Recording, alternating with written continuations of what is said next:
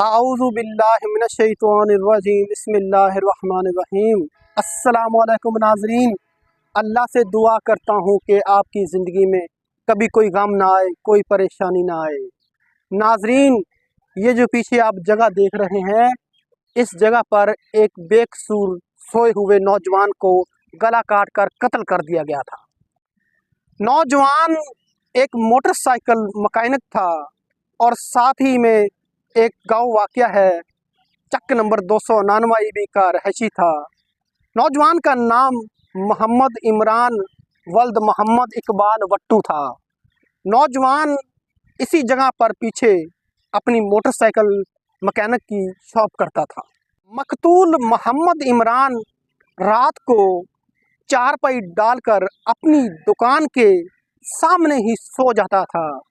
एक दिन नाज़रीन, वाक़या यूँ होता है कि चौकीदार जब राउंड लगाने आता है तो वो देखता है कि चारपाई पर खून तो मौजूद होता है, लेकिन मोहम्मद इमरान चारपाई से गायब होता है।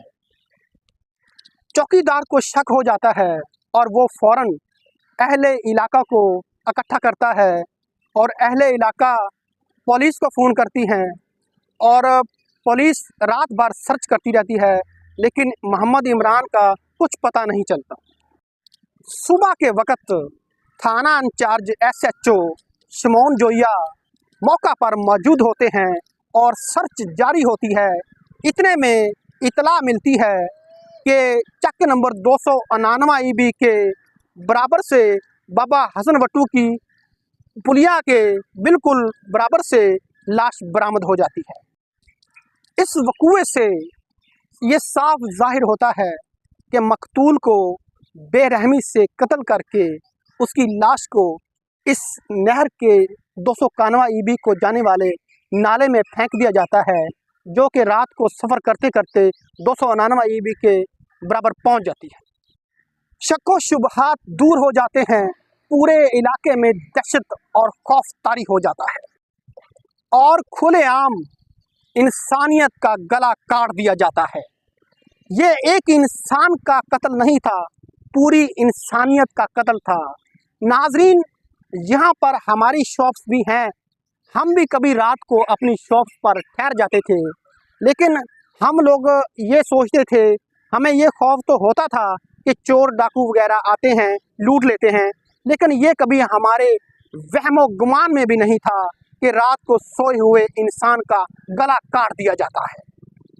हम लोग तो अक्सर यही सोचते थे कि रात को अगर चोर डाकू आ भी गए तो वो ज़्यादा से ज़्यादा क्या करेंगे, हमसे पैसे छीन लेंगे, मोबाइल ले लेंगे या थप्पड़ वगैरह मार के चले जाएंगे।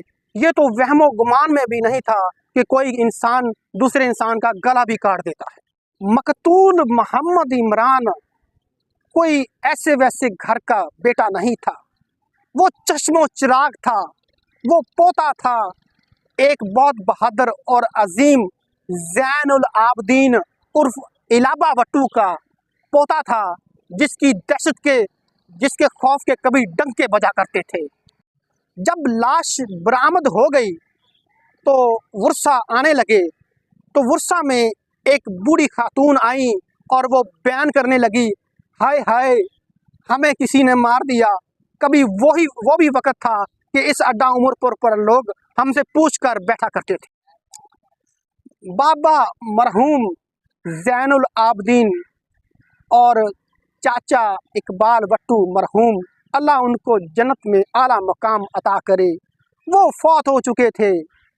बड़ी बड़ी हस्तियाँ फौत हो चुकी थी। बुज़दिल बेरहम बुज़दिल कातिल को मौका मिल गया और उसने सोए हुए नौजवान पर वार कर दिया। इस बेरहम वाक़या को 2 साल गुजर चुके हैं और आज तक किसी को कोई सज़ा ना मिली, ना कोई कातिल पकड़ा गया। पुलिस ने बहुत से लोगों को गिरफ्तार किया, लेकिन किसी पर जुर्म साबित ना हो सकने की वजह से छोड़ दिया गया। असल कातिल के गिरेबान तक आज तक भी हाथ ना पहुंच सका कानून का। पूरा इलाका, हर इंसान इस इलाके का उस बुज़दिल बेरहम कातिल को देखने और उस पर थूकने के लिए बेचैन है। सुना है कि कातिल कभी भी बच नहीं सकता। कत्ल की शहादत बारिश के बुलबुले देते हैं, आसमान से बिजलियां गिरती हैं। यहाँ तो आज तक ना कोई बुलबुला बोला, ना आसमान से बिजली ही गिरी। जब ज़िंदगी में मोहम्मद इमरान कोई लोगों का पसंदीदा इंसान ना था, लेकिन जिस बेरहमी से उसको कत्ल किया गया वो हर दिल का प्यारा और हर आंख का तारा बन चुका था।